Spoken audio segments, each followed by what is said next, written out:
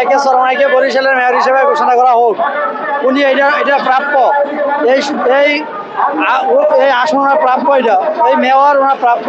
উনি ভোটে জিতেছে, কিন্তু স্বৈরাচার আওয়ামী লীগ সরকার, ফ্যাসিস্ট আওয়ামী লীগ সরকার জোর জবরদস্তি করে এই আসন ছিনিয়ে নিয়েছে, এই মেয়র ছিনিয়ে নিয়েছে।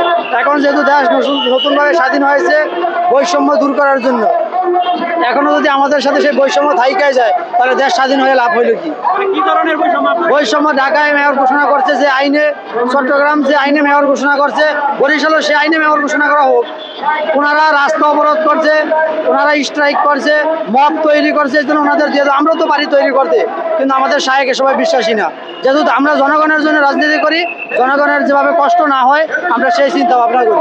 আমরা কোনো রাস্তা আটকে প্রোগ্রাম করি না, জনগণের কষ্ট দেওয়া প্রোগ্রাম করি না, কারণ আমরা জনগণের জন্য রাজনীতি করি। আমাদের ক্ষমতাটা মূল বিষয়, মূল মাকসাদ না, মানুষের সেবা করাই আমাদের মূল মাকসাদ।